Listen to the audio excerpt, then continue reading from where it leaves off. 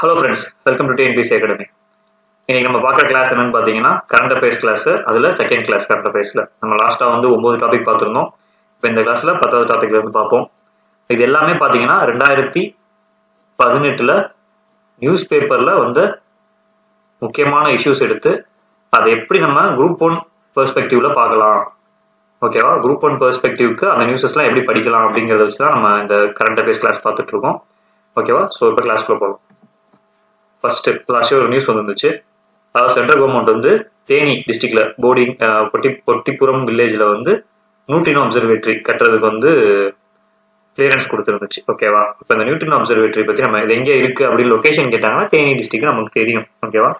But இந்த நியூட்ரினோஸ்னா என்ன? Neutrino வந்து பாத்தீங்கன்னா இட்ஸ் சிமிலர் டு எலக்ட்ரான்ஸ் தான், ஆனா இதுல வந்து நோ சார்ஜ். இது வந்து பாசிட்டிவ் சார்ஜோ நெகட்டிவ் சார்ஜோ பெரிய ஒரு விஷயம் கிடையாது, ஓகேவா? There is no charge in neutrinos, ஓகேவா? பட் இதுவுமே எலக்ட்ரான் மாதிரி ஒரு இது பாத்தீங்கன்னா இந்த அப்சர்வேட்டரியை வந்து மேக்சிமம் வந்து அண்டர் கிரவுண்ட்ல, ஓகேவா? அண்டர் கிரவுண்ட்ல தான் கட்டுவாங்க. ஏன் அப்படின்னு பாத்தீங்கன்னா மற்ற காஸ்மிக் ரேஸ் அதுக்கப்புறம் பாத்தீங்கன்னா மற்ற ரேடியேஷன்ஸால இது பாதிக்கப்படக்கூடாது அப்படிங்கிறதுக்காக இதை வந்து அண்டர் கிரவுண்ட்ல கட்டுவாங்க. இது வந்து தேனிக்கு வர்றதுக்கான ப்ரொபோசல் வந்திருக்கு. ஸோ இப்போ இது கட்டுறதுனால என்ன சார் யூஸ்? நியூட்ரினோஸ் வந்து எதுக்கெல்லாம் யூஸ் ஆகும்? ஸோ இந்த கேள்வி கேட்க வாய்ப்பு இருக்கு, ஓகேவா? ஒரு 4 ஆப்ஷன் கொடுத்து நியூட்ரினோஸ் வந்து எதுக்கெல்லாம் யூஸ்ஃபுல் ஆகும் பார்த்தீங்கன்னா, ஃபர்ஸ்ட் எடுத்துக்கிட்டீங்கன்னா இந்த நியூட்ரினோஸ் வந்து ரேடியேஷன் டிடெக்ட் பண்ணக்கூடியது. ஸோ வந்து எந்தெந்த கண்ட்ரினா நியூக்ளியர் வெப்பன், நியூக்ளியர் நான் ப்ரொலிஃபரேஷன் ட்ரீட்டி இருக்குல்ல, அதுல எந்தெந்த கண்ட்ரி பார்த்து வெப்பன் தயாரிக்கக்கூடாதுன்னு ஒரு இது இருக்கு, வெப்பன் தயாரிக்கிறாங்களோ அவங்க அந்த புளூட்டோனியம் எக்ஸ்ட்ராக்ட் தானே எடுப்பாங்க. ஸோ அந்த ரேடியேஷன்ஸை நியூட்ரினோஸ் வச்சு நம்ம கண்டுபிடிச்சிடலாம். ஃபர்ஸ்ட் நியூக்ளியர் வெப்பன் தயாரிக்க கண்ட்ரிஸ். ரெண்டாவது நியூட்ரினோஸ் பார்த்தீங்கன்னா ஒரு ஸ்பீட்ல டிராவல் ஆகும்ல, டிராவல் ஆகும்போது ஸ்பின் பண்ணிக்கிட்டே டிராவல் ஆகும். ஸோ அதை சுத்திக்கிட்டே தான் நியூட்ரினோஸ் வந்து டிராவல் ஆகும். இது வந்து இந்த ஸ்பின்னிங் மெத்தட் இருக்குல்ல, இந்த ஸ்பின்னிங் வந்து அது எவ்வளவு தூரம் டிஸ்டன்ஸ் அண்ட் என்ன மெட்டீரியல்ல கிராஸ் பண்ணி போகுதோ, டிராவல் பண்ணி போகுதோ அதை பொறுத்து இந்த ஸ்பின் வந்து சேஞ்ச் ஆகும், ஓகேவா? ஸோ என்ன சொல்றாங்க சயின்டிஸ்ட், என்ன சொல்றாங்கன்னா இந்த நியூட்ரினோஸை வச்சு நம்ம எர்த்துக்குள்ள எங்க என்ன மினரல் இருக்கு, மினரல் ஐடென்டிஃபிகேஷனுக்கு யூஸ் ஆகும், ஓகேவா? ஸோ இது ஒரு இம்பார்ட்டன்டான பாயிண்ட். அதுக்கடுத்து நியூட்ரினோ வந்து கம்யூனிகேஷனுக்கும் யூஸ் ஆகும். சயின்டிஸ்ட் டிஸ்கிரைப் பண்ணியிருக்காங்க, நியூட்ரினோல வந்து நம்மளால இன்ஃபர்மேஷன் ஃபீட் பண்ண முடியும். ஸோ இது மட்டும் தான் கேட்டால் நிறைய விஷயம் இருக்கு. ஸோ அதை நீங்க கூகுள் பண்ணி நியூட்ரினோ வந்து பேசிக்கான திங் தெரிஞ்சு வச்சுக்கோங்க. ஏன்னா மெயினா அது தமிழ்நாட்டில் இதுக்கு வந்திருக்கு. இதை வந்து அப்போஸ் பண்ணி நிறைய சொல்லியிருக்காங்க. இது வந்து என்விரான்மெண்டல் கிளியரன்ஸ் வந்து ஆக்சுவலா ஒரு சில விதியை வந்து இது மீறுது. அதுல ஒரு விதி என்னன்னு பாத்தீங்கன்னா, ஒரு நேஷனல் பார்க் இருக்குன்னு வச்சுக்கோங்க, அந்த நேஷனல் பார்க்கை சுத்தி 10 kilometre, if I'm not wrong, அதை வெரிஃபை பண்ணிக்கோங்க, ஒரு குறிப்பிட்ட டிஸ்டன்ஸுக்கு இந்த மாதிரி, ஓகேவா, ஒரு லேப் வரக்கூடாது அப்படின்னு ஒண்ணு இருக்கு. ரெண்டாவது ஸ்டேட் பார்டர்ஸ்ல, இப்போ இன்னொரு ஸ்டேட்டோட நம்ம ஸ்டேட் பார்டர் இருக்குல்ல, ஸ்டேட் பார்டர்ஸ்லயுமே இந்த மாதிரி ஒரு விஷயம் வந்து கட்டக்கூடாதுன்னு வந்து ஆக்சுவலா ரூல் இருக்கு. ஸோ அதையுமே இது வந்து மீறதுனால இதுக்கு வந்து நிறைய அப்போசிஷன் இருந்துச்சு லாஸ்ட் இயர் நியூஸ் படிச்சவங்களுக்கு தெரியும். ஸோ இது ஒரு பொட்டன்ஷியலான கொஸ்டின். ஸோ இது என்னன்னு பார்த்துக்குவோம். அதுக்கடுத்து பாத்தீங்கன்னா காம்படிஷன் கமிஷன், ஓகேவா? இந்த காம்படிஷன் கமிஷன் ஆஃப் இந்தியா என்ன பண்ணிருக்குன்னா, கூகுளுக்கு 136 கோடி ஃபைன் போட்டுருக்கு. எதுக்கு அப்படின்னா, இந்த காம்படிஷன் கமிஷன் ஆஃப் இந்தியாங்கிறது என்ன, இதுல எவ்வளவு பேர் இருப்பாங்கன்னா, ஒரு சேர்பர்சன் அண்ட் 6 மெம்பர்ஸ் இருப்பாங்க, ஓகேவா? அப்பாயிண்டட் பை சென்ட்ரல் கவர்மெண்ட், ஓகேவா? ஸோ காம்படிஷன் கமிஷன் ஆஃப் இந்தியாவில் வந்து சேர்பர்சன் அண்ட் 6 மெம்பர்ஸ் இருப்பாங்க. இதை யார் அப்பாயிண்ட் பண்ணுவாங்க? Central government. இவங்களோட வேலை என்ன அப்படின்னு பாத்தீங்கன்னா, இப்ப ஏதாவது ஒரு கம்பெனி வந்து காம்படிஷன், அது எப்படி சொல்றது, மோனோபாலியா இருக்கு, ஓகேவா? அதோட ப்ராடக்டை ப்ரொமோட் பண்றதுக்கே அது எல்லா வேலையும் பாக்குது. அதாவது மத்தவங்களை காம்படிட்டே பண்ண விடாம சில விஷயங்கள் நிறைய பேர் பண்ணுவாங்க. ஃபார் எக்ஸாம்பிள் கூகுள் மேல என்ன அலிகேஷன் இருந்துச்சு அப்படின்னு பாத்தீங்கன்னா, அவங்க வந்து அவங்க ப்ராடக்டையே அவங்களோட சர்ச் இன்ஜின், இப்ப நீங்க போய் ஒண்ணும் இல்ல பெஸ்ட் ஸ்பீக்கர் அப்படின்னு நீங்க சர்ச் பண்றீங்க, பெஸ்ட் மொபைல் அப்படின்னு நீங்க சர்ச் பண்றீங்க கூகுள் அப்படின்னா, அவங்களுக்கு ரிலேட்டட் ப்ராடக்டே வரும்.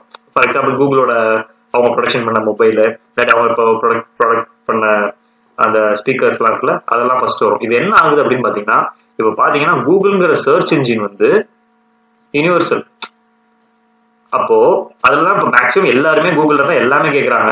அப்ப அப்படி போய் கேட்க போகும்போது அவன் ப்ராடக்டே கொண்டு வந்து ஃபர்ஸ்ட்ல நிப்பாட்டுறான். அப்போ ஆட்டோமேட்டிக்கா அதை தான் எல்லாரும் வாங்குறாங்கிற போகும்போது அப்ப செகண்ட் தேர்ட் பையர்ஸ்லாம் வந்து ரொம்ப அஃபெக்ட் ஆகுறாங்க.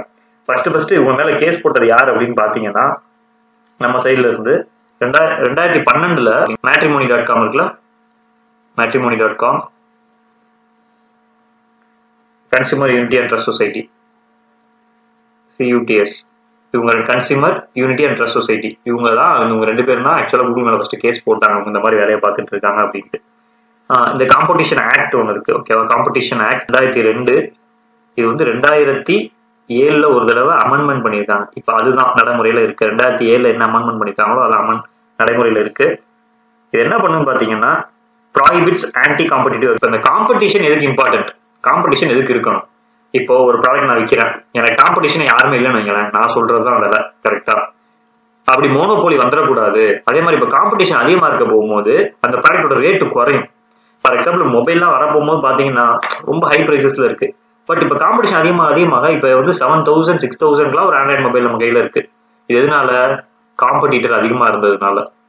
ஓகேவா? நோக்கியா காம்படிட்டர் யார் இருந்தா, அதுக்கடுத்து நோக்கியா தான் ஒரு நாளத்தோட ஈடுபாடுறாங்க. அதுக்கடுத்து சாம்சங் வந்துச்சு. இப்போ சாம்சங் தான் டாப்ல இருக்கு. சாம்சங் யாரோடலாம் போட்டி போட்டுட்டு இருக்கு? ஆப்பிள், ஓகேவா? அதே மாதிரி பாத்தீங்கன்னா மைக்ரோமேக்ஸ், மோட்டோரோலான்னு ஏகப்பட்ட இது வந்தாங்க. ஆனா இப்போ நான் வந்து பாத்தீங்கன்னா ஒரே ஒரு மோனோபோலியா இருந்தேன்னா நான் வைக்கிறதா ரேட்டு அப்படின்னு இருக்கும். ஸோ இந்த மாதிரி விஷயங்களை கண்காணிக்கிறதுக்காக தான் காம்படிஷன் கமிஷன் ஆஃப் இந்தியா அப்படின்னு ஒன்று ஆரம்பிச்சாங்க. இது உங்களுக்கு பெரிய இம்பார்ட்டன்ட் விஷயமா இல்லாம இருக்கலாம், பட் ஒரு ஆப்ஷன் நான் யார் வந்து அப்நார்மல் ட்ரேட் பிராக்டிசஸ், ஓகேவா, அந்த மாதிரி மென்ஷன் பண்ணி யாரெல்லாம் கொடுப்பாங்க அப்படின்ட்டு competition commission of India, consumer protection act, அப்புறம் இந்த மாதிரி என்ஃபோர்ஸ்மெண்ட் டைரக்டர் இப்படி கேட்பாங்க. இப்போ இதுல நீங்க நிறைய பேருக்கு என்ன கன்ஃபியூஷன்னா காம்படிஷன் கமிஷன் ஆஃப் இந்தியாவா இல்ல கன்சியூமரா அப்படின்னு இதாயிரும். இது வந்து என்டையரா வேற, ஓகேவா?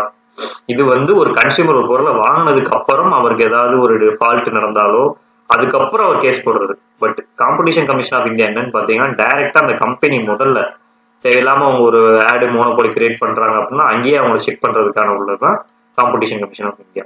Okay, fine. அதுக்கடுத்து இது நமக்கு தெரிஞ்சதுதான், ரொம்ப நாளா போற இஷ்யூ, காவேரி வாட்டர் இஷ்யூ. நம்ம 2 பேர் தமிழ்நாட்டுக்கும் கர்நாடகாவுக்கும் நடக்கிற காவேரி வாட்டர் இஷ்யூ. இது மேக்சிமம் வந்து எல்லாருமே தெரிஞ்சிருக்கும் இதை பத்தி. பட் இருந்தாலும் வந்து ஃபர்ஸ்ட் பேசிக்கா சில விஷயங்கள். காவேரி வந்து 3rd largest ரிவர், ஓகேவா? காவேரி வந்து 3rd largest river after Mahanadi and Godavari. இது எங்கன்னு பாத்தீங்கன்னா இந்தியால இல்ல, சவுத் இந்தியால, ஓகேவா? சவுத்துல அதை நீங்க வச்சுக்கணும். ஆல் ஓவர் இந்தியான்னு கேட்டாதான் நமக்கு பிரம்மபுத்திரா, கங்கா அதெல்லாம் வரும். சவுத் இந்தியால காவேரி வந்து 3rd position, 3rd largest river, ஓகேவா? ஃபர்ஸ்ட் ரிவர் வந்து மகாநதி, செகண்ட் ரிவர் வந்து கோதாவரி.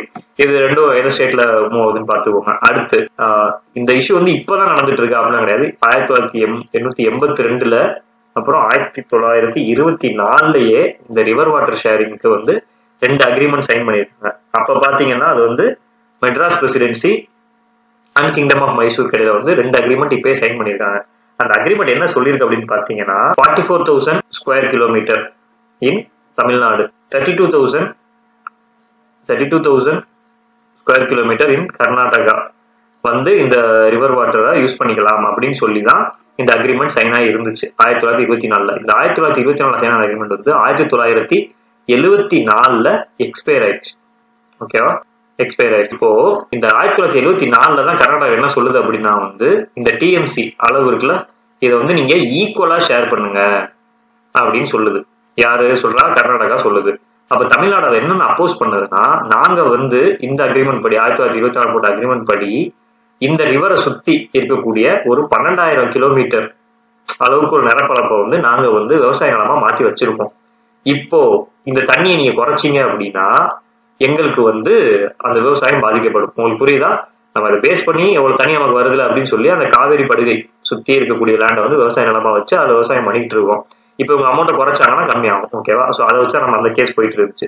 அதுக்கடுத்து இப்போ ரீசெண்டா வந்த நியூஸ் என்னன்னு பாத்தீங்கன்னா கர்நாடகா வந்து அங்க ஒரு டேம் கட்ட போகுது. அந்த டேம் பேர் வந்து மேகதத்து, ஓகே? மேகதத்து டேம். இதோட அளவு எவ்வளவுன்னு பாத்தீங்கன்னா 48 TMCல கட்டுது. நம்ம இதையுமே கட்டக்கூடாது அப்படின்னு சொல்லி நம்ம கவர்மெண்ட்ல கேஸ் போட்டிருக்கோம். ஆனா கர்நாடகா என்ன சொல்லுவாங்க, இது கட்டுறதுனால அவங்க தண்ணி தரமாட்டோம் கிடையாது, நாங்க தருவோம், பட் இருந்தாலுமே ஆல்ரெடி ஒரு பிரச்சனை போய்கிட்டு இருக்கு, மறுபடியும் டேம் கட்டி அந்த இது சேர்க்கிறானே. ஸோ அந்த பிரச்சனை போயிட்டு இருக்கு. பொட்டன்ஷியல் கொஸ்டின் பாத்தீங்கன்னா இது கேட்க வாய்ப்பு இருக்கு ரொம்ப ஈஸியா. காவேரி தேர்ட் லார்ஜஸ்ட், அது கொஞ்சம் பாத்துக்கோங்க. அப்புறம் பாத்தீங்கன்னா மேகதத்து என்ன டேம் இப்போ ரீசெண்டா கர்நாடகா ப்ரொபோஸ் ஓகேவா. இன்னொன்னு, இப்ப கர்நாடகா காவேரி நமக்கு இஷ்யூ இருக்கு. இதே மாதிரி கர்நாடகா வேற ஒரு ஸ்டேட்டோட ஒரு இஷ்யூல இருக்கு. என்னன்னு பாத்தீங்கன்னா கோவாவோட இதே தனி பிரச்சனை இருக்கு உங்களுக்கு. என்ன ரிவர்னு பாத்தீங்கன்னா மகதாயி ரிவர் ஓகேவா. மகதாயி ரிவர் வந்து கோவா ரிலேட்டட் ஓகேவா. ஃபார் எக்ஸாம்பிள் இப்போ இப்படி கொடுக்கலாம், இந்த சைடு வந்து ஒரு லிஸ்ட்ல வந்து ரிவர்ஸ் காவேரி, மகதாயி, பெத்வா இந்த மாதிரி 3 கொடுத்து கர்நாடகா அண்ட் தமிழ்நாடு ஒரு 4 ஆப்ஷனை கொடுத்து இதை மேட்ச் பண்ண சொல்லலாம். ஸோ கோவா விசஸ் கர்நாடகா வந்து என்னது மகதாயி ரிவர். இந்த ரிவர் எங்க ஆரிஜினேட் ஆகுது, இது என்ன பிரச்சனைங்கிறத கூகுள் பண்ணி படிச்சுக்கோங்க, நமக்கு தேவைப்படும். இப்போ நியூஸ் வருதுன்னா இதான் நியூஸ் கிடையாது. ஓகே காவிரி வாட்டர் வந்து தண்ணி கொடுக்க சொன்னா கொடுக்கல, அது நியூஸ் கிடையாது ஓகேவா. அதுக்குள்ள இப்ப இவ்வளவு விஷயம் இருக்கு, இதை நீங்க தெரிஞ்சுக்கணும். ஒரு எக்ஸாம் பாயிண்ட் ஆஃப் வியூல டிஎன்பிசிக்கு ரெடி ஆகிறவங்கள எந்த ஒரு கவர்மெண்ட் எக்ஸாம், அதாவது நீங்க குரூப் 1 யூபிஎஸ்சி கிரேட் ஏ ஆஃபீஸ்லாம் நீங்க ரெடி ஆகணும்னா இந்த மாதிரி கண்டிப்பா நீங்க ஒரு இன்டெப்தா போய் படிக்கிறாங்க. இப்ப காம்படிஷன் கமிஷன் ஆஃப் இந்தியா 116 கோடி ஃபைன் போட்டுச்சு. இது வந்து ஒரு நார்மலான ஒரு நியூஸ் நார்மலா படிக்கிறவனுக்கு. பட் எக்ஸாம் பாயிண்ட் படிக்கிறவங்க காம்படிஷன் கமிஷன் ஆஃப் இந்தியா என்ன, அது எப்ப ஆரம்பிச்சாங்க, என்ன ஆக்ட், 2002 ஆக்ட் 2007 ஒரு தடவை அமெண்ட்மெண்ட் ஆயிருக்கு ஓகேவா. அதோட வேலை என்ன, அவங்க வந்து ரீசெண்டா எந்த கம்பெனிக்கு 136 கோடியோ கூகுளுக்கு இது பண்ணிருக்காங்க. இதே மாதிரி கூகுளுக்கு வந்து யூகேலையும் ஃபைன் பண்ணியிருக்காங்க. அந்த நியூஸஸ் நீங்க கொஞ்சம் படிக்கவும் உங்களுக்கு ஞாபகம் இருக்கும். அதே மாதிரி தேனியில வந்து நியூட்டன் அப்சர்வேட்டரி வரப்போதாப்பா, இது நியூஸ். அப்ப நியூட்டன் அப்சர்வேட்டரினா என்ன, நியூட்ரினோனா என்ன, அதோட யூசஸ் என்ன, இதெல்லாம் நம்ம பார்க்கணும். இப்படிதான் கரண்ட் அஃபேர்ஸை நம்ம படிக்கணும் ஓகேவா. இப்ப அடுத்து பாத்தீங்கன்னா இந்த நியூஸ் ஒண்ணு, பஞ்சாப் நேஷனல் பேங்க் வந்து நிரவ் மோடிக்கு வந்து அந்த கேஸ் போயிட்டு இருந்துச்சு லாஸ்ட் இயர், அவங்கள வந்து அரெஸ்ட் பண்ணணும் அப்படிங்கிற மாதிரி சொல்லியிருந்துச்சு. ஒரு டைமண்ட் இஷ்யூ, ஒரு வந்து டைமண்ட் மெர்ச்சன்ட் அவங்க வந்து காசு ஏமாத்திட்டாங்க, ஃபோர்ஜரி பண்ணிட்டாங்கன்னு சொல்லி அவங்க மேல கேஸ் எல்லாம் போட்டு பிரச்சனை போயிட்டு இருந்துச்சு. For example Vijay Mallya. இப்போ இது எல்லாமே நமக்கு தெரியும் ஓகேவா. ஆனா இதுல முக்கியமா நம்ம இதுல இருந்து நியூஸ் பார்க்கணும்னா the CBI and the ED register cases against ஓகேவா. சிபிஐ நமக்கு தெரியும், இந்த இடி இவங்க யாரு, என்ஃபோர்ஸ்மெண்ட் டைரக்டரேட் கேள்விப்பட்டிருப்பீங்க ஓகேவா. இது வந்து பாத்தீங்கன்னா இது வந்து ஒரு லா என்ஃபோர்ஸ்மெண்ட் ஏஜென்சி. சிபிஐ மாதிரி தான் லா என்ஃபோர்ஸ்மெண்ட் ஏஜென்சி. பட் எக்ஸ்க்ளூசிவ்லி பாத்தீங்கன்னா எக்கனாமிக் ஏஜென்சி. எக்கனாமிக் அஃபென்சஸ் நடக்குதுல, இப்போ விஜய் மல்லையா பண்ணது, நிரவ் மோடி பண்ணது எக்கனாமிக் அஃபென்சஸ், எக்கனாமிக் இன்டெலிஜென்ஸ். இது வந்து எந்த டிபார்ட்மெண்ட் கீழே வருதுன்னு பாத்தீங்கன்னா டிபார்ட்மெண்ட் ஆஃப்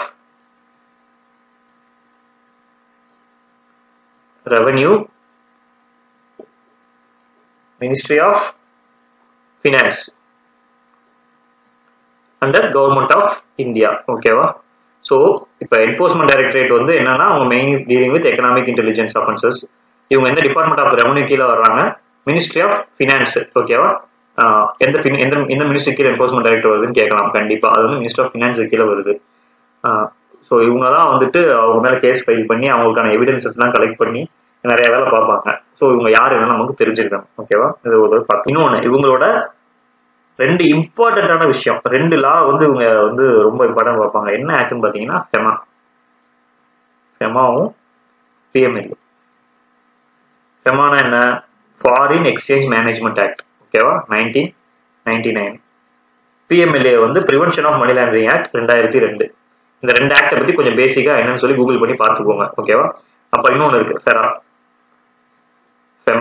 ஃபெரா பிஎம்எல்ஏனா என்னன்னு பாத்துக்கோங்க. கேள்வி கேட்கறதுக்கான வாய்ப்பு இருக்கு. ஏன்னா லாஸ்ட் இயர் ரொம்ப பர்னிங் இஷ்யூ வந்து நம்ம நிரவ் மோடி இஷ்யூ, விஜய் மல்லையா இஷ்யூ தான் ஓகேவா. அதை பத்தி நமக்கு தெரிஞ்சிருக்கணும். இதே அவங்க பாத்துக்க அப்படி சொல்றேன்னா இதோட இப்போ என்ஃபோர்ஸ்மெண்ட் டைரக்டரேட்ல வந்து யாரெல்லாம் எடுப்பாங்க பாத்தீங்கன்னா ஒரு ஐஆர்எஸ் ஆஃபீஸர், ஒரு ஐஏஎஸ் ஆஃபீஸர், ஒரு ஐபிஎஸ் ஆஃபீஸர். இவங்களுக்கு தான் இங்க வேலை இருக்கும் ஓகேவா. இவங்களதான் வந்து சீஃப் அந்த மாதிரி எல்லாருமே போடுவாங்க. இப்போ நீங்க குரூப் 1ல ஒரு சப் கலெக்டரா போய் 10 வருஷத்துல கன்ஃபர்ட் ஐபிஎஸ் ஆகுறீங்க ஓகேவா, இல்ல ரெவன்யூ டிபார்ட்மெண்ட் எடுக்கிறீங்கன்னா நாளைக்கு கண்டிப்பா உங்களுக்கு வந்து இது வந்து ரொம்ப முக்கியமான விஷயம். என்ஃபோர்ஸ்மெண்ட் டைரக்டரேட்ங்கிறது கண்டிப்பா உங்களுக்கு வர்றதுக்கான வாய்ப்பு இருக்கு, பொட்டன்ஷியலான கொஸ்டின். ஸோ அதை பத்தி பேஸா என்னன்னு பார்த்துக்கோ. அதுக்கு அடுத்து government opens commercial coal mining. Government வந்து கமர்ஷியல் கோல் மைனிங்கை வந்து Indian as well as foreign ஃபர்ம்ஸுக்கு இன் பிரைவேட் செக்டர், அதாவது இவங்க வந்து இனிமேல் கோல் வந்து அவங்க ஆக்ஷன் எடுத்து ஏலத்துக்கு எடுத்து அவங்க யூஸ் பண்ணிக்கலாம் அப்படின்னு சொல்லியிருக்கு. ஓகே, இதுல என்ன நமக்கு நல்லது அப்படின்னு நீங்க கேட்டீங்க அப்படின்னா ஒன்றும் இல்லை. இந்தியா வந்து பாத்தீங்கன்னா இதுக்கு முன்னாடி ஓகேவா கவர்மெண்ட் கோல் இந்தியா லிமிடெட் இருக்குல்ல, இவங்க தான் மோனோபோலியா இருந்தாங்க. மற்ற பிரைவேட்டா வந்து இது பண்ணவங்க எல்லாம் என்ன பண்ணலாம் அப்படின்னு பார்த்தா இது வரைக்கும் பாத்தீங்கன்னா பவர் யாரெல்லாம் வந்து இந்த ஏலத்தை எடுக்கலாம் பாத்தீங்கன்னா பவர் ப்ரொடியூசர்ஸும் அலுமினியம் ஸ்மெல்டர்ஸ் இருக்காங்கல்ல, இவங்க தான் வந்து ஆக்சுவலா அந்த கோல் வந்து இது வரைக்கும் ஆப்ஷன் ஏலம் நடந்தா ஏலத்தை எடுக்கலாம்.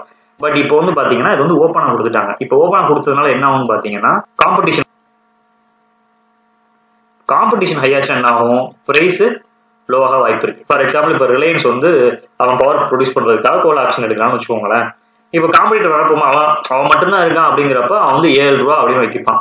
இப்போ ஒரு காம்படிட்டர் இருக்கான், அவன் வந்து 6 ரூபாய்க்கு தரான்னா ஆட்டோமேட்டிக்கா ரேட்டு குறையும். இந்த மாதிரி ரேட்டு காம்படிஷன்ல குறையனால யாருக்கு பெனிஃபிட்னு பாத்தீங்கன்னா கன்சியூமர்ஸ், மக்களுக்கு வந்து இது வந்து பெனிஃபிட்டா தான் இருக்கும். கன்சியூமர் பெனிஃபிட் இருக்கும் கண்டிப்பா இந்த விஷயத்துல. அதே மாதிரி மோனோபோலி இருக்காது. இன்னொன்னு நிறைய பிரைவேட் ஃபிர்ம்ஸ் வர போகும்போது பிரைவேட் ஃபிர்ம்ஸ்க்கு வந்து தேவையான அவன் வந்து நிறைய காசு வச்சிருப்பான், அவன் நிறைய மிஷினரிஸ் அவனால எடுக்க முடியும். ஸோ வந்து ப்ராப்பரா யூட்டிலைஸ் பண்ணுவாங்க. ஓகேவா, ப்ராப்பர் யூட்டிலைசேஷன். இந்த ஏலம் வந்து ஓப்பனா தான் நடக்கும், ஓப்பன் ஏலம் தான். ஸோ அதனால வந்து இதுல வந்து எந்த ஒரு தப்பான விஷயம் நடக்கான வாய்ப்பு இல்லை. இன்னொன்று நம்ம தெரிஞ்ச ஒரு விஷயம் என்னன்னு பாத்தீங்கன்னா நம்மளோட 70%, இந்தியாவோட 70% of power generation depends on coal. ஓகேவா, ஸோ நம்ம கண்டிப்பா இது வந்து நம்மளோட வளத்தை ஒழுங்கா பாதுகாக்கணும். ரெண்டாவது விஷயம்னு பாத்தீங்கன்னா என்னென்ன ஸ்டேட் வந்து கோல்ல அதிகமா இருக்கு அப்படின்னு பாத்தீங்கன்னா வெஸ்ட் பெங்கால், ஒரிசா, ஜார்க்கண்ட், சத்தீஸ்கர், ஓகேவா, அண்ட் மத்திய பிரதேஷ். இப்போ இந்த ஸ்டேட்ஸ்ல எல்லாம் வந்து கோல் இருக்கு. இந்தியாவோட ரிசர்வ் எவ்வளவு இருக்கு எஸ்டிமேட் பண்றாங்க சயின்டிஸ்ட் பாத்தீங்கன்னா 300 பில்லியன் டன் இருக்கு அப்படிங்கிற மாதிரி சயின்டிஸ்ட் வந்து பிலீவ் பண்றாங்க. இப்ப இந்த கோல் mining, commercial coal mining government பண்ணல மெயின் விஷயம் என்னன்னு பாத்தீங்கன்னா நான் எந்த ஸ்டேட்ல இருந்து கோல் எடுக்கிறனோ அந்த ரெவன்யூ ஃபுல்லா அதே ஸ்டேட்டுக்கு தான் யூஸ் ஆகணும். ஃபார் எக்ஸாம்பிள் நான் வெஸ்ட் பெங்கால்ல இருந்து ஒரு கோல் மைனிங் ஆக்ஷன் எடுத்திருக்கேன் ஒரு ஏரியால, அது வந்து ஒரு ரெவன்யூ நான் அவனுக்கு ஒரு ரெவன்யூ கிரியேட் பண்றேன்ல, அந்த ரெவன்யூ வந்து அந்த ஸ்டேட்டுக்கு தான் யூஸ் ஆகணும். அப்படியே போகும்போது என்ன ஆகும்னா அந்த ஸ்டேட் வந்து டெவலப் ஆகும். இது வந்து எக்ஸ்ட்ரா கொடுத்துருக்காங்க. எந்த இதுல வந்து கோல் மைனிங் இருக்கோ அந்த ஸ்டேட்டுக்கு தான் அந்த ரெவன்யூ வந்து யூஸ் ஆகணும்னு கொடுத்துருக்காங்க. ஓகே, ஃபார் எக்ஸாம்பிள் ஆக்ஷன் எடுக்கும்போது கவர்மெண்ட்டுக்கு ஒரு காசு கொடுத்துருப்பேன்ல, ஒரு 10 லட்சமோ 20 லட்சமோ கொடுத்து எடுக்கிறேன் அப்படின்னா அந்த 20 லட்சமே அந்த ஸ்டேட்டோட வெல்ஃபேருக்கு தான் யூஸ் ஆகணும். இது ஒரு விஷயமா கொடுத்துருக்காங்க, ரொம்ப ரொம்ப இம்பார்ட்டன்ட். ஓகேவா, கேள்வி எப்படி வரலாம்னா coal can be mined in India only by the government or only by the private sectors, not by the foreigners. Statement தப்பு. ஃபாரின் ஃபர்ம்ஸும் நவ் கேன் அந்த ஆக்ஷன்ல பங்கு பெற்று கோலை வந்து அவங்க மைன் பண்ணிக்கலாம். Foreigners are allow.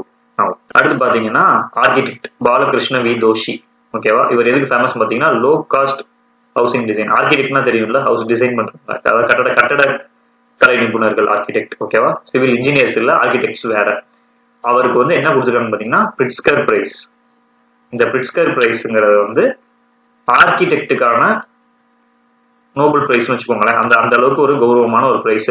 இது யார் வாங்கியிருக்கான்னு பாத்தீங்கன்னா இந்த வருஷம் வந்து பாலகிருஷ்ண வி தோஷி வாங்கியிருக்காரு. ஓகேவா, இந்த பிரைஸோட சேர்ந்து என்ன வரும்னு பாத்தீங்கன்னா 1 lakh அமெரிக்கன் டாலர்ஸ், ஒரு பிரான்ஸ் மெடலும் வரும். ஓகேவா, இது நம்ம தெரிஞ்சுக்கணும். இது வந்து எப்ப இருந்து கொடுத்துருக்காங்க பாத்தீங்கன்னா 1979 ஹயாத் ஃபவுண்டேஷன் சிகாகோ. ஸோ இதுதான் அந்த இதை பத்தி. So 1 lakh US dollar and ஒரு பிரான்ச் மெடல் கிடைக்கும். ஓகேவா, ஸோ இதை பார்த்துக்கோங்க. அதுக்கடுத்து மெயினா நீங்க தெரிஞ்சுக்க வேண்டியது பாத்தீங்கன்னா பாலகிருஷ்ண வி தோஷிக்கு வந்து பிரிட்ஸ்கர் பிரைஸ் கொடுத்துருக்காங்க. பிரிட்ஸ்கர் பிரைஸ் ரிலேட்டட் டு அப்படின்னு சொல்லி என்னன்னு கேட்டாங்கன்னா ரிலேட்டட் டு ஆர்கிடெக்சருக்கு கூடிய ஒரு பிரைஸ் தான் வந்து பிரிட்ஸ்கர் பிரைஸ். ஓகேவா, இப்போ கேட்கலாம் பிரிட்ஸ்கர் பிரைஸ் கொடுத்துருப்பாங்க, அப்புறம் நோபல் பிரைஸ் கொடுத்துருப்பாங்க, புலிட்சர் பிரைஸ் ஒன்று கொடுத்துருப்பாங்க, அதுக்கடுத்து துரோணாச்சாரியா அவார்டு கொடுத்து இந்த சைடு கொடுத்துருப்பாங்க sports, architecture, science and literature புக்ஸ்ன்னு வச்சுக்கோங்களேன். இப்படி கொடுக்குறாங்க அப்படின்னா இதை மேட்ச் பண்ண சொல்லுவாங்க. ஸோ நம்ம இதனால மேட்ச் பண்ணணும். துரோணாச்சாரியா அவார்டு வந்து ஸ்போர்ட்ஸ் ரிலேட்டட், கரெக்டா? புலிட்சர் பிரைஸ் வந்து புக்ஸ், நோபல் பிரைஸ் வந்து சயின்ஸும் கொடுப்பாங்க, லிட்ரேச்சருக்கும் கொடுப்பாங்க. பட் இந்த இடத்துல நம்ம சூஸ் பண்ணி சயின்ஸ் தான். அப்புறம் பிரிட்ஸ்கர் பிரைஸ் வந்து பாத்தீங்கன்னா ஆர்கிடெக்சர். இப்படி நம்ம சூஸ் பண்ணிக்கலாம். ஸோ இந்த மாதிரி கேள்வி கேட்க வாய்ப்பு இருக்கா? ஸோ அதுக்காக தான் நான் இந்த நியூஸ் எடுத்துருக்கோம். ஸோ படிச்சு அதுக்கடுத்து பாத்தீங்கன்னா மெயினா இது ரொம்ப ரொம்ப இம்பார்ட்டன்ட் நியூஸ், போன வருஷம் வந்த நியூஸ். ஏன்னா இதே இம்பார்ட்டன்ட் பாத்தீங்கன்னா 5 ஜட்ஜ் கான்ஸ்டிடியூஷன், ஓகேவா? கான்ஸ்டிடியூஷனல் பெஞ்ச் அப்படின்னு பாத்தீங்கன்னா சுப்ரீம் கோர்ட்ல மினிமம் 5 ஜட்ஜஸ் உட்காந்து ஒரு கேஸை வந்து எடுத்து ஹியரிங்க்கு வர்றாங்கன்னா அதெல்லாம் கான்ஸ்டிடியூஷன் பெஞ்சுன்னு சொல்லுவோம். இந்த 5 ஜட்ஜஸ் உட்கார்ந்தாலே அது ரொம்ப வந்து இம்பார்ட்டன்ட் கேசஸ்க்கு தான் 5 ஜட்ஜஸ் உட்காருவாங்க, ஓகேவா? ஃபார் எக்ஸாம்பிள் இப்போ லாஸ்ட் இயர் நடந்த பிரைவசி, இந்த right to privacy, LGBT news paper படிச்சிருக்கவங்களுக்கு கண்டிப்பா ஞாபகம் இருக்கும். அடுத்த கிளாஸஸ்ல வரும் இந்த கேஸ், பிரைவசி கேஸ். அதே மாதிரி பாத்தீங்கன்னா இந்த பாசிவ் யூத்தனேசியா கேஸ், இதுக்கு வந்து அவங்க ஜட்ஜ்மெண்ட் கொடுத்துருக்காங்க. என்ன கொடுத்துருக்காங்கன்னு பாத்தீங்கன்னா லிவிங் வில், அதாவது பாசிவ் யூத்தனேசியா அலோவ் பண்ணியிருக்காங்க. இப்போ வந்து பாசிவ் யூத்தனேசியானா நமக்கு தெரியும், ஒண்ணுமே கிடையாது. இப்ப யாராவது ஆக்சிடென்ட் ஆகி ஒரு வெஜிடேட்டிவ் ஸ்டேட்ல இருப்பாங்க, ஓகேவா? அவங்களுக்கு வந்து இதுக்கப்புறம் எந்த ஒரு மருந்துமே அவங்கள வந்து காப்பாற்ற முடியாது அப்படிங்கிற ஒரு நிலைமை இருக்கும். அவங்கள வந்து பாத்துக்கிறதுக்கு ஆள் இருக்க மாட்டாங்க, ரொம்ப கஷ்டம்னே வச்சுக்கோங்களேன். இந்த மாதிரி ஆட்களை வந்து பாசிவ் யூத்தனேசியா பண்ணலாம். அப்படின்னு என்னன்னு பாத்தீங்கன்னா வித்ட்ராயிங்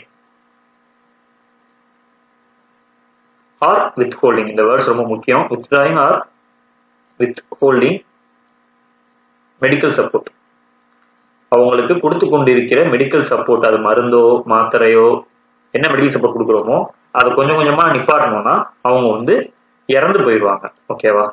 ஸோ இதை இப்படி அவங்கள பண்ணலாம். கருணை கொலை அப்படின்னு சொல்லுவாங்க, பேசிக்கா அதாங்க, அந்த கருணை கொலை பண்ணலாம் அப்படின்னு சொல்லி கோர்ட் வந்து ரூல் பண்ணிருக்கு. இது எதை வச்சு ரூல் பண்ணிருக்குன்னு பாத்தீங்கன்னா ஆர்டிகல் 21 நமக்கு என்ன சொல்லுது? பார்ட்டில ஆர்டிகல் 21 என்ன சொல்லுது? Right to life with dignity. So right to life with dignity வந்தாலே அங்க வந்து right to die with dignity இருக்கு, ஓகேவா?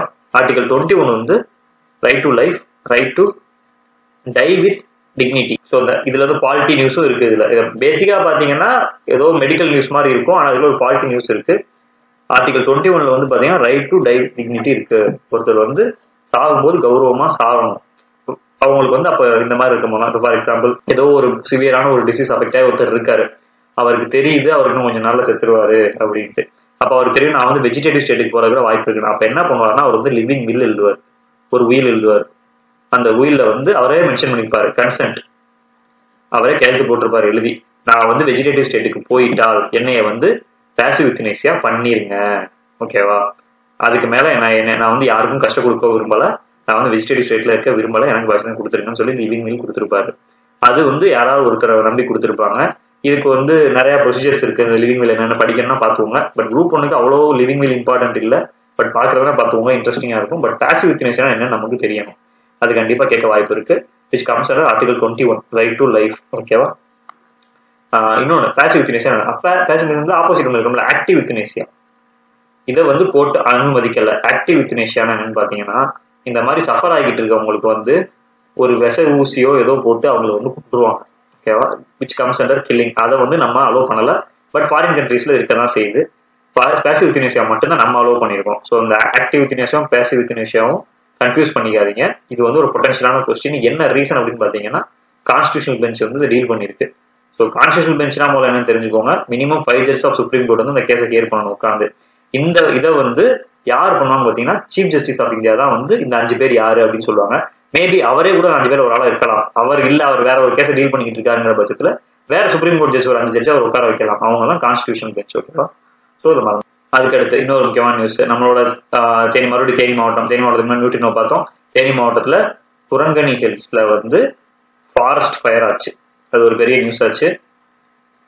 ஏன் அப்படின்னு பாத்தீங்கன்னா 20 பேர் கிட்ட வந்து அதுல இறந்து போயிட்டாங்க, ஓகேவா? ஸோ இப்போ இதுல நமக்கு என்ன தெரியணும் அப்படின்னு பாத்தீங்கன்னா இது வந்து நியூஸ் காட்டுல தீ பிடிச்சிருச்சு, இதுக்கு போனவங்க எல்லாம் இறந்து போயிட்டாங்க அப்படிங்கிறது மட்டும்தான் நியூஸா கிடையாது. அப்ப என்ன சார் நியூஸ் அப்படின்னு கேட்டீங்க, வெஸ்டர்ன் காட்ஸ் வந்து இது வந்து நமக்கு எங்க இருக்கு, இந்த இடத்துல தான் அந்த குரங்கணி ஹில்ஸ் இருக்கு. ஓகேவா? அது தேனி இந்த மூணார் கிட்டன்னு வச்சுக்கோங்களேன் ஃபார் எக்ஸாம்பிள். இப்போ இதுல என்ன சார் நியூஸ்னா வெஸ்டர்ன் காட்ஸ்ல தான் நடந்திருக்கு. இப்போ வெஸ்டர்ன் காட்ஸ்னா என்ன அப்படின்னு பாத்தீங்கன்னா யுனெஸ்கோ, ஓகேவா, யுனெஸ்கோ ஆர்கனைசேஷன் என்ன பண்ணிருக்குன்னா வெஸ்டர்ன் காட்ஸையே வந்து நேஷனல் வேர்ல்டு ஹெரிடேஜ் சைட் 2010 வந்து அது வந்து நேஷனல் வேர்ல்டு ஹெரிடேஜ் சைட் அப்படின்னு சொல்லி அனௌன்ஸ் பண்ணிருக்கு வெஸ்டர்ன் காட்ஸ். என்னன்னு என்ன சொல்லிருக்குன்னா வெஸ்டர்ன் காட்ஸ் வந்து ஹிமாலயஸோட ஓல்டுங்கிற ஒரு ஸ்டேட்மெண்ட்டையும் அது யுனெஸ்கோ சொல்லியிருக்கு. ஸோ நம்மளோட வெஸ்டர்ன் காட்ஸ் வந்து ரொம்ப ரொம்ப ஒரு இம்பார்ட்டன்டான ஒரு இடம். ஓகேவா? இதுல நிறைய பயாலஜிக்கல் ஹாட்ஸ்பாட்ஸ் இருக்கு, நிறைய உயிரினங்கள் இருக்கு, ஃப்ளோரா அண்ட் ஃபௌனான்பாங்க. ஓகேவா? ஃப்ளோரானா பிளான்ட்ஸ், ஃபௌனானா அனிமல் வகைகள் இது இருக்கு. ஸோ வெஸ்டர்ன் காட்ஸ் வந்து ரொம்ப ரொம்ப ரொம்ப இம்பார்ட்டன்டான ஒரு விஷயம். இப்போ இதுல வந்து பாத்தீங்கன்னா எந்தெந்த ஸ்டேட் எல்லாம் வெஸ்டர்ன் காட்ஸ் கவர் பண்ணிருக்கு அப்படின்னு பாருங்க.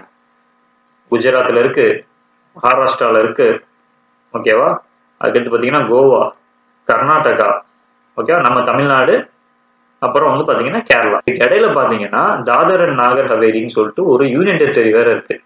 ஸோ பாருங்க எந்தெந்த ஸ்டேட். கர்நாடகா தான் வெஸ்டர்ன் காட்ஸ் வந்து அதிகமா இருக்கு கர்நாடகால. ஓகேவா? எத்தனை ஸ்கொயர் கிலோமீட்டர் இருக்கு? 20,000 ஸ்கொயர் கிலோமீட்டர் இருக்கு. Maharashtra second largest 14,000 square kilometre. Kerala வந்து 9,000. நம்ம தமிழ்நாட்டுல 1000 ஸ்கொயர் கிலோமீட்டர் தான் இருக்கு. கோவால 1000 சுற்றம், குஜராத்ல 449 இருக்கு. இதை தவிர்த்து தாதர் அண்ட் நகர் ஹவேலின்னு சொல்லிட்டு ஒரு யூனியன் டெரிட்டரி கேள்விப்பட்டிருப்பீங்கல்ல, அதுவுமே அங்கேயுமே வெஸ்டர்ன் காட்ஸ் வந்து இருக்கு. பாத்தீங்கன்னா டோட்டலா covers distance of 1500 kilometre along western coast. Western ghats வந்து 1500 கிலோமீட்டர் அப்படியே கவர் பண்ணுது. Spread over 6 states. ஓகேவா? ஸோ அதை ஞாபகத்தில் வச்சு. அப்புறம் நான் உங்கள்ட்ட 2 கேள்வி கேட்கணும் இது ரிலேட்டடா. வெஸ்டர்ன் காட்ஸ்ல ஆனைமலை ஹில்ஸ்,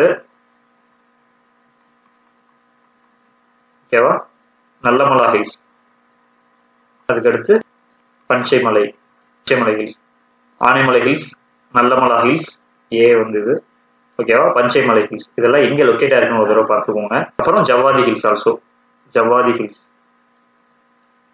இதெல்லாம் எங்க இருக்கு? வெஸ்டர்ன் காட்ஸா இல்ல ஈஸ்டர்ன் காட்ஸா? இதை வந்து நீங்க பார்த்துக்கோங்க. ஓகேவா? ஃபைன். இப்போ நம்ம அடுத்த நியூஸ் போவோம். என்னன்னு பாத்தீங்கன்னா foreign law firms or foreign lawyers cannot practice law in the country. Foreign lawyers வந்து இந்தியாவில் பிராக்டிஸ் பண்ண முடியாது. நோ பிராக்டிஸ் வந்து பேன் பண்ணிடுறாங்க. இதுக்கு முன்னாடி பாத்தீங்கன்னா ஃபிளையிங் அண்ட் ஃபிளை அவுட் இந்த மெத்தட்ல வந்து ஃபாரின் லாயர்ஸ் இங்க வந்துட்டு இருந்தாங்க. என்ன ரீசன் பாத்தீங்கன்னா இப்போ இன்டர்நேஷனல் லா சம்பந்தப்பட்ட ஒரு கேஸ் இங்க நடக்குதுன்னு வச்சுக்கோங்களேன். அப்ப அதுக்கு வந்து ஒரு கைடன்ஸ் பண்றதுக்காகவும் அதுக்கு தேவையான பாயிண்ட்ஸ் நமக்கு தெரியணும்ல, அதுக்காகவும் நம்ம வந்து ஃபாரின்ல இருந்து லாயர்ஸ் எடுத்து அவங்கள வந்து நம்ம இங்கக்குள்ள வாதாட வச்சுக்கிட்டு இருந்தாங்க. பட் இனிமே அதை வந்து பண்ணக்கூடாதுன்னு சொல்லி யார் சொல்லியிருக்கா? Bar council of India. But இவங்க வரலாம், அந்த பிளெயின் ஃபைட் படி உள்ள வரலாம், உள்ள வந்து கைட் பண்ணலாம். பட் வாதாடுறது பாத்தீங்கன்னா யாரா இருக்கும்னா ஒரு இந்தியன் லாயரா தான் இருக்கணும். ஓகேவா? ஸோ இது ஒரு குட்டி நியூஸ் தான், பட் இது தெரிஞ்சு வச்சுக்கோங்க. அவ்வளவுதான். இது இந்த லிட்டிகேஷன்னா என்ன, நான் லிட்டிகேஷன் என்ன? லிட்டிகேஷன்னா ஒன்றும் இல்லை, கோர்ட்ல போய் கேஸ் போடுறது, ஒரு இஷ்யூ வந்து கோர்ட்ல போய் ஃபைனல் பண்றது. நான் லிட்டிகேஷன்னா கோர்ட் இல்லாம அவங்க வந்து ஃபார் எக்ஸாம்பிள் கார்பரேட் லான்னு வச்சுக்கோங்களேன். கார்பரேட் லா கோர்ட் வரையும் கொண்டு போக மாட்டாங்க அந்த இஷ்யூ செட் பண்றதுக்கு, அதுக்கு பேர் நான் லிட்டிகேஷன். ஸோ ஒரு கரண்ட் அஃபேர்ஸ் படிக்கிறதுனா வந்து இப்போ இது ரொம்ப கம்மியான நியூஸ் தான், ஆனா அதுக்குள்ள எவ்வளவு விஷயம் இருக்கு பாருங்க. இப்போ இதை தாண்டிய விஷயம் இருக்கு. நம்ம இம்பார்ட்டன்டான விஷயங்களை மட்டும் உங்களுக்கு எடுத்து வச்சிருக்கோம். பட் இதுல உங்களுக்கு என்னென்ன தெரியுங்கிறதோ அதை கூகுள் பண்ணி தெரிஞ்சுக்கோங்க. அப்புறம் நிறைய பேர் வந்து பிடிஎஃப் கேட்குறீங்க. இதுக்கு நமக்கு வந்து ரொம்ப கம்மியான நாள் தான் இருக்கு. அதுக்குள்ள பாத்தீங்கன்னா நம்மளோட இது வந்து பாத்தீங்கன்னா ஒரு 100 டாபிக்காவது current affairs important topic cover பண்ணிடணும்னு நினைக்கிறோம். நம்ம எல்லாத்துக்கும் வந்து பிடிஎஃப் ரெடி பண்ணிங்கன்னா நமக்கு டைம் இருக்காது. ஸோ இதை வந்து நீங்க வீடியோ அப்பப்போ பாஸ் பண்ணி சொல்ற விஷயங்களை ஒரு நோட்ஸ் எடுத்துக்கோங்க. பிளஸ் எக்ஸ்ட்ராவா நீங்களும் கூகுளில் சர்ச் பண்ணி உங்களுக்கு ரீட் பண்ண போகும்போது அது இம்பார்ட்டன்டா தோணுச்சுன்னா அதேமாதிரி நோட்ஸ் நீங்க எழுதணும். எழுதி வச்சாதான் எக்ஸாமுக்கு 10 நாள் விட ஒரு வாரத்துக்கு மேலே ரிவிஷன் ஆரம்பிக்கும் போது உங்களுக்கு ஈஸியா இருக்கும்.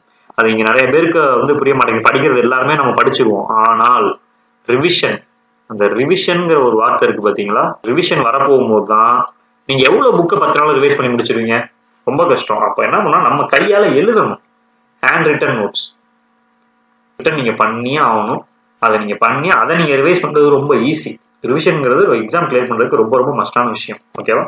ஸோ அடுத்த கிளாஸஸ்க்கு வெயிட் பண்ணுங்க. நம்ம இந்த நம்ம சேனல் சப்ஸ்கிரைப் பண்ணுங்க, ஷேர் பண்ணுங்க. நிறைய பேர் உங்களோட ஃப்ரெண்ட்ஸ் யாரெல்லாம் வந்து ரோல் எக்ஸாம் ப்ரிப்பேர் பண்றாங்களோ அவங்களுக்கு வந்து நம்ம சேனலை ஷேர் பண்ணுங்க. பெல் ஐக்கானை தட்டி விடுங்க. ஸோ அப்பதான் ஒரு வீடியோ போடும்போது உங்க நோட்டிபிகேஷன் வரும். அந்த வீடியோ நீங்க அன்னைக்கு பார்த்து அதில் நோட்ஸ் எடுக்க முடியும். ஏதாவது குறைகளோ நிலைகளோ இருந்தாலுமே கமெண்ட் பண்ணுங்க. நம்மளோட போஸ்டல் டெஸ்ட் சீரிஸ் வந்து ஆன்லைன்ல இருக்கு, நிறைய பேர் வாங்கி எழுதிட்டு இருக்காங்க.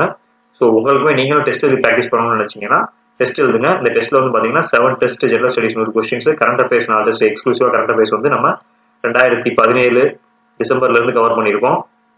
அதுக்கடுத்து பாத்தீங்கன்னா ஆப்டிடியூட் ரீசனிங் வந்து 4 டெஸ்ட் 200 கொஸ்டின், மார்க் டெஸ்ட் அப்படியே டிஎன்பிஎஸ்சி 200 கொஸ்டின் கனெக்ட் பண்ணுவாங்க 3 மணி நேரம். அதே மாதிரி 10 மாதிரி தேர்வு நம்மள்ட்ட இருக்கு. ஓகேவா? இதை வந்து நீங்க வந்து எழுதி பாத்தீங்கன்னா உங்களுக்கு எக்ஸாம் ஹால்ல போய் உட்கார போகும்போது கண்டிப்பா சொல்றேன், ஷியோர் ஷார்ட்டா ரொம்ப ஹெல்ப்ஃபுல்லா இருக்கும். Because practice makes a man perfect. நம்ம பசங்க எல்லாமே படிச்சிருவோம், நமக்கு நோட்ஸ் ஒன்று ஆன்லைன்ல ஃப்ரீயா கிடைக்குது, எல்லாமே படிச்சிருவோம். ஆனா எக்ஸாம் ஹால் சினரியோ வந்து டிஃபரெண்ட். இதை ஆல்ரெடி அட்டன் பண்ணவங்களுக்கு கண்டிப்பா தெரிஞ்சிருக்கும். எக்ஸாம் ஹால்ல போய் கோட்டை விட்டுருப்பாங்க. நிறைய பேர் நீங்க சொல்றதை கேள்விப்பட்டிருப்பீங்க. நான் வந்து ஒழுங்கா கடைசி அந்த 10 நிமிஷம் டென்ஷன் ஆகாம இருந்தேன்னா ஒழுங்கா பண்ணிருப்பேன்.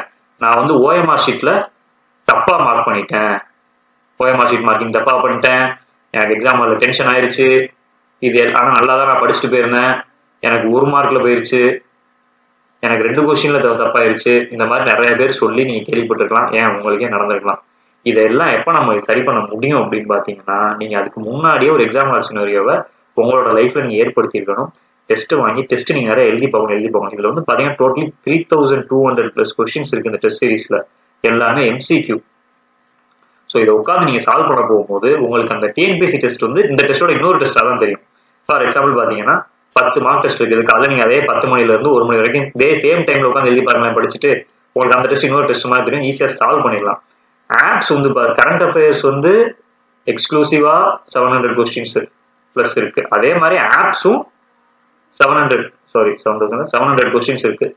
கரண்ட் அஃபேர்ஸும் ஆப்ஸ் மட்டுமே நமக்கு 100 கொஸ்டின் பக்கம் வந்துடும் குரூப் 1ல. ஸோ ரொம்ப ரொம்ப இம்பார்ட்டன்டான விஷயம். சான்ஸ் எடுக்காதீங்க, இதை யூஸ் பண்ணிக்கோங்க, எக்ஸாம் நல்லா பண்ணுங்க. Okay, all the best, thank you.